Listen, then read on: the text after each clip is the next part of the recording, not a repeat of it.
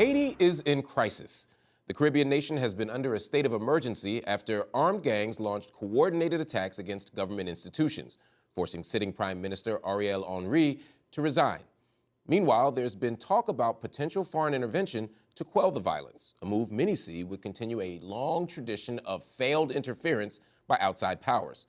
But what are the alternatives? And what is the road forward to stability in the country? Here to speak with us from Port-au-Prince is journalist Monique Clesca. From Vancouver, author and professor of global race at the University of British Columbia, Jemima Pierre. And here in the studio with me is Deputy Program Director for Latin America and the Caribbean with the International Crisis Group, Renata Segura. Thank you so much for joining me. I'm going to start with you, Monique. You're on the ground. What are you seeing? What are conditions like right now? Conditions are catastrophic. I went out yesterday, and when I went out yesterday, I saw a body on the ground. There, I passed a car that had several bodies in it because it had had an accident, because the gangs had been in my area, in my neighborhood 2 days ago. And it was, everybody's on edge, everybody's stressed, everybody is absolutely terrified they may come back. Yesterday, another gang, it appears, was also in another town, Pétionville, maybe about 20 minutes from where I am. And they terrorized the population in various neighborhoods in that area. So the situation is that the gangs control pretty much the whole. People said 80%, but I believe now it's up from the 80%. They control the capital city. Port-au-Prince is on edge, and it is suffering, and it is bursting. But I must add one thing, and it's important. There is resistance, because as I left my home, there were barricades, and every few meters, there were different barricades, meaning the population is organizing itself so that to either prevent the gangs from coming or to retard them coming. Renata, I'm hearing Monique talk about the situation. She describes it as catastrophic. And a big issue here is the gangs, she says. 80% is what reports say the gang control amount is in Port-au-Prince. I'm hearing Monique say it might even be higher on the ground. A lot of people use that as a reason for demanding foreign involvement. The problem is there's a long and tumultuous history of foreign involvement in Haiti, whether it's UN missions that have failed, whether it's the United States meddling at various times. What do you say? Yeah, I mean, obviously, ideally, this would have been addressed just by the Haitian National Police and the Haitian security forces. However, what we have seen is a deterioration of the security and political situation in the last 2 years and a half since the assassination of President Moïse that really at this point leaves no option but for the world to step in and help Haiti. I think there is a significant... What does that mean? What does that mean, the world stepping in and helping Haiti? Tell me a little bit more about what you mean. So, interim Prime Minister Henry has asked the United Nations for help, and the Security Council passed a resolution to send a multinational support mission that will support the Haitian police in fighting the gangs. So that is not a UN peacekeeping mission. It's not. We're not talking about blue helmets. We're talking about a mission formed by multiple countries that would send police, not military, to support the Haitian National Police. That is what is sort of in preparations at this point. Obviously, the crisis of the last few weeks has made this difficult. However, I do think that there is a reason for hope at this point. As we all know, Prime Minister Henry said that he would resign once this transitional government that is being prepared is in place. And if he does, one of the main worries that we had was that a mission would come and prop up what was a very illegitimate leader. With him out of the picture and a new consensual government, I'm hoping, and I would like to hear what Monique and others have to say about this, the Haitians will be more welcoming of this force that would be seen as really trying to help Haitians get out of the control of the gangs. So that brings me to Jemima. I'm curious to know what you would say about that idea of Haitians being more inclined to welcome these forces in. I know in the past you've said what intervention means for Haiti, what it has always meant is death and destruction. Would this situation make you change your thinking on that at all? I actually think this situation is worse. Think about the way the UN so-called peacekeeping mission that was in Haiti that lasted 13 years from 2004 to 2017. The misery caused by the UN forces, the rapes, the murders, the cholera. This mission is explicitly a non-UN mission, which means that they're not even under the purview of the UN. The UN still owes Haiti reparations for the cholera. The UN helped destroy what was there. And so what people see are foreigners coming in once again with guns drawn on them. And to me, for the so-called international community, and here let's be specific about who we're talking about when we say the international community, it's the same international community that is behind, that is the cause of our problem, that had upheld an illegitimate government, appointed Ariel Henry, and this is US, France, Canada, and Brazil, the core group. And so for me to have these same people be part of the solution or to be deciding what happens to Haiti, to make a decision about what the solution is, to me is absolutely unacceptable. And for people to sit here and say, well, the international needs to come help Haiti when they're the ones that started the fire. It's like having an arsonist come in and asking the same arsonist to put out the fire. It's unacceptable. Does it make a difference to you that, a couple of weeks ago, it was Prime Minister Henry himself, along with Kenyan President William Ruto, who signed an agreement to get Kenyan police officers there? Prime Minister Henry has no legitimacy. He does, according to the Constitution, he's not even supposed to be signing any agreement. He was not supposed to ask for anything. He was imposed on us. There is no legitimate person to actually make these decisions to have foreign forces coming in. If you have a foreign force coming in that is a non-UN mission, you're basically asking for you're basically saying that you're sending foreign mercenaries into the country. There has to be something different than this. And the US, France, Canada cannot keep acting the way that they've been acting the past 20 years when it comes to dealing with Haitian people. It's unacceptable. Renata, want to jump in? It's understandable that what she's saying, that Haitians have this history of interventions that have been failed. And I think that is a very legitimate question. But I think it is also a little bit naive, given the situation being as dire as it is. At Crisis Group, we speak daily with hundreds of Haitians across Port-au-Prince and abroad. We visit the country multiple times. And without trying to be disrespectful, what we hear from the people in Cité du Soleil, in the areas that are, under daily harassment from the gangs, is like, it's easy for people who are not in here to say that they don't want an international help. But Renata, as a foreigner to Haiti, let me just say, I have family that had to leave Croix-des-Bouquets and move to the countryside, okay? I know. I'm a Haitian person, and I get phone calls and I talk to people. So that's the first thing. The so-called international community has created a humanitarian crisis in Haiti. We need to first accept that. And so when we tell you that the last thing we want is to have guns from foreigners pointed at our people, you have to listen to that too. I do think those two things are not incompatible. So let's think through this. And Monique, I want to bring this to you as well. I mean, there are over 200 gangs currently operating in Haiti, as you know. They have access to large quantities of guns, ammunition, money. There's also been documented evidence of the relationships between these organizations and police forces. Meanwhile, thousands of Haitians have been forced to flee their homes because of this violence. If we take foreign intervention off the table for the reasons that Jemima has laid out, the long and failed history of it, what do we look to as a solution? How do we respond to this? Something has to happen. What's the something?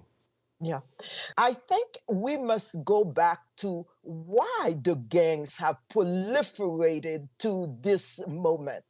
They have worked, the politicians, the people in power in Haiti, as well as the economic elite of Haiti, have financed the gangs. There are UN reports that say that they have created gangs, they have armed gangs, they have empowered gangs, so that now the gangs have felt freer and are now taking over and ruling things. But I think it is important to say that That is the first part. The second part is that since 2021, we have proposed a solution.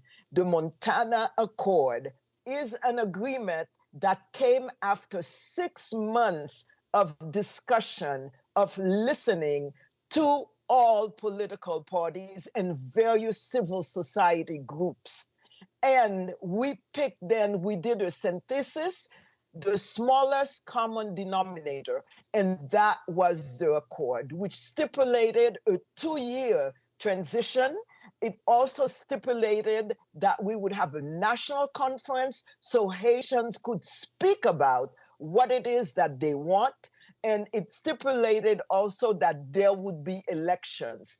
Now, having said this, what happened? The people who had put Ariel Henry in power, meaning the United States, the Canada, France, the UN, and the international, in a little group they call themselves the core group, they had put him in power. So it was impossible to move anything forward. We have spent 2.5 years trying to convince the foreign powers who held Ariel Henry with a string where he was, killing us, raping us, and kidnapping us. No, nobody did anything while we were suffering, while we were dying. Until two weeks So Monique, ago. I want to just drill down on this just a little bit more quickly. So I understand you saying foreign intervention is a non-starter. What stops the immediate crisis? What stops the gangs? What stops the violence now? I think, first of all, we need a political agreement. The crisis has gotten so bad because the current crisis started in 2018. It did not start with the assassination of Jovenel Moïse. Jovenel Moïse, it created a void and the crisis got worse. But it started in 2018 when people were asking for social justice and the end to corruption. Now, what we need now is a political accord. We need for Haitians to come together, different social sectors, as well as political parties, left to right, to come together and decide on an agreement. Renata, there are organizations like the G9 and a number of rival groups that have now allied together. And part of what I was thinking about is how much should we think of them as stakeholders in whatever political accord we come up with? And also, just big picture, what does it mean to have these groups starting to ally together? What do you say? Yeah, I mean, I think a number of things of what has been mentioned, and I think we need to be able to hold sort of separate truths that happen simultaneously, even though they're contradictory. I mean, I think Jemima and Monique are absolutely right about the way in which the international community has historically behaved with Haiti. It's shameful, right? And the way in which the elites, the political and the economic elites, have been feeding and using these gangs for decades. This is not something new. We know that even Duvalier had the gangs. All of this is incredibly true. And you have no reason to believe that that would be any different now. I mean, we know that the sanctions that the U.S., Canada had placed on some of the elites that were sponsoring the gangs has sort of sent a chill effect. But we are not naive, and we know that the connections between the gangs and the politicians are there. They're very strong, and absolutely there is reason to believe that what has been happening in the last 2 weeks may be pushed by political interest. Like, I think the crisis of security and the crisis of governance have been completely interconnected in Haiti for the last few years, right? And there has been an effort to come to a more agreeable governance solution in which people from different parties and Montana and others in civil society felt identified. The CARICOM meeting that happened in Jamaica a few days ago brought together maybe not all of the stakeholders, but some of the stakeholders. And now there is the possibility of creating a government that will be more consensual and represents the needs of all of the Haitian people.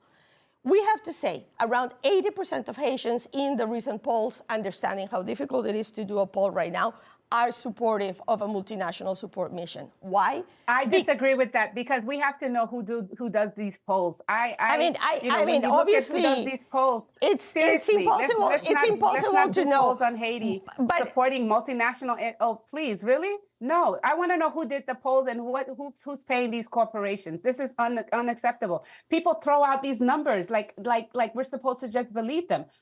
The last poll I saw was done by an NGO that was paid by the UN. Come on, or the business elite of Haiti that said, that supported the poll. I reject that. But I know it's not 80% that want foreigners to come into to Haiti with guns drawn. But Jemima, might that give some indication that at least a significant portion of civil society wants that intervention, even if it's not 80%? Well, but it depends how many people. When you say 80%, if I poll 10 people and 8 people say yes, that's 80%. So tell me, how many people were polled in what parts of the country? Was it in Pétionville or was it in Solido? Was it in Croix des Bouquets? Was it in the rural areas? Who was polled and how? Was the poll in English? Was the poll in French? Was the poll in Creole? Fair enough. Speaking of polls, I do need to pivot because I want to talk a little bit more about elections. Again, on March 12th, as we know, the de facto leader, Ariel Henry, announced his resignation after effectively being locked out of the country. And now Haitian leaders are rushing to lay the groundwork for new elections in the midst of deteriorating conditions. But before his resignation, and I'm going to go to you with this, Monique, Henry had committed to holding elections in 2025.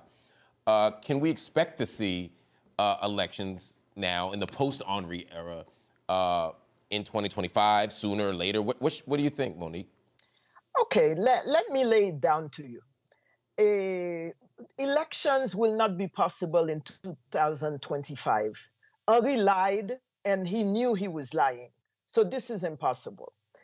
The first thing. The second thing is that in order to have elections in Haiti, you have to have at least an electoral pool, know who are the people who will vote, and you also have to have a system. There has not been a census done in over 10 years in Haiti, so any intelligent person will tell you it will take a minimum of 18 months to organize elections in Haiti. Now, having said this, I told you I saw dead bodies on the street yesterday. So there is no way now that you could ask anyone to go to elections. So let us put election aside now, because elections are not the solution right now. Elections are necessary, absolutely, yes, but elections cannot be held in the conditions we have right now. Let's talk then about what leadership could look like. If now's not the time, as I'm hearing you say, Monique, for elections. You say they're important, but now that's not the most immediate and urgent need. Out of what direction, out of what sector do you expect leadership? Jemima, is there a person who you think could help lead Haiti out of this crisis? How do you imagine a leadership emerging? Well, I imagine a leadership that emerges that actually doesn't, that is not spearheaded by the U.S., France, and Canada. But the discussion that's happening in Jamaica began with the terms established by the U.S. I'd like to point out that other communities actually in Latin America have actually stepped up. So the incoming president of CELAC, the Central American and Latin American nations, Zamora, the president of Honduras, just recently came out and said she thinks there should be a political solution that actually does not necessarily include the U.S., France, and Canada, and that she was planning to meet with Colombia and other friends of Haiti to actually figure out a way to actually be part of the conversation. What's happened in the U.S., France, and Canada have hijacked the conversation and not allow other people to have it, or even if they are having a conversation, it's under the terms of the U.S. And the truth is, you can have this commission. If people don't see it as legitimate, it's a temporary solution, and this will flare up again 2-3 years from now, 5 years from now, because they're going down the same path.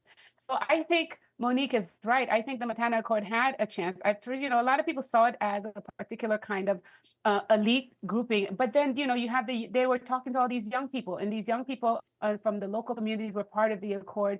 They were having conversations. I actually think we should go back to that. There's also what I see now does not include them, yeah. And this is the problem. There's also someone else who has been raised as somebody who could be part of this conversation, maybe even a leadership part of the conversation. I want to get all of your takes on this. People have talked about Guy Philippe. Yeah. Oh God, I hear the groans and see the eye rolls already. But Guy Philippe, he's a former police officer who served time in the U.S. for drug trafficking and who previously led the coup d'etat against President Aristide. They talk about him as a potential candidate to lead Haiti. When asked about wanting to be president, Mr. Philippe said that he would run, saying, quote, "If my people believe in me, I will be their leader." Renata, what say you?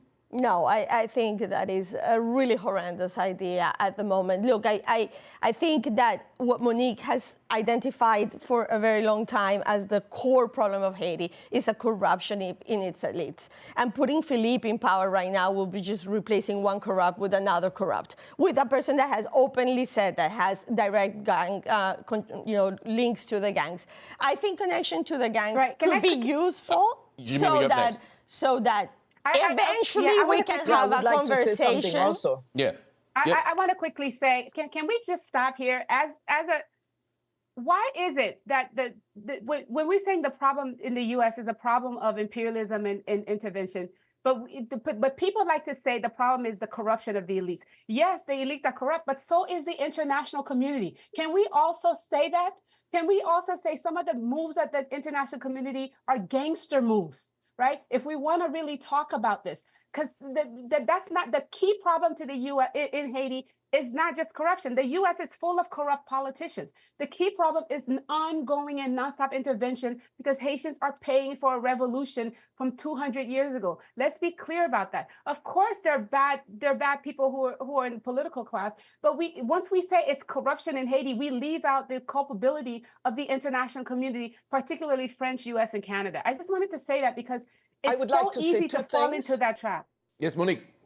I would like to come in with two things. There are thousands of Haitians who are committed, who are intelligent, who are strategic, who have brilliant ideas in terms of moving the country forward. So I think I call them a virtuous circle of about thousands of people, whether they are in Port-au-Prince, whether in their provinces, some of them are in the diaspora. I think it is extremely important not to say who as one person, but what we're talking about people who are not corrupt, who are not criminals, people who are honest, people who are strategic.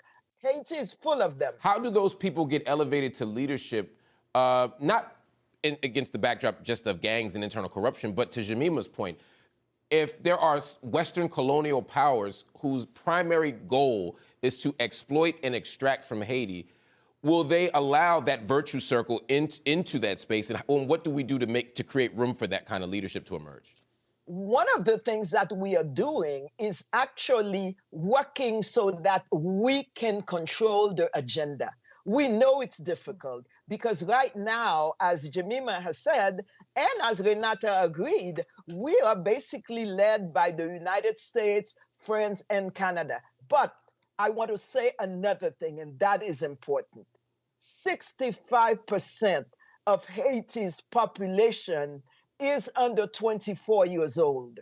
And until we decide to invest in them, invest in their health, in their education, in their job training, in their development, in providing infrastructure, you will be repeating this vicious cycle of gangs. That doesn't mean there will not be gangs, because you have gangs in Chicago, you have in New York, you have in LA, you have in Toronto. But what it means is you are investing in the development to reduce the massive inequality that exists in Haiti. There are too many poor people here. We need to provide them with jobs. We need to provide them with housing. All right, that'll have to be the last word. I want to thank you all for a very, very spirited conversation. Monique, Jemima, Renata, thanks so much for joining me.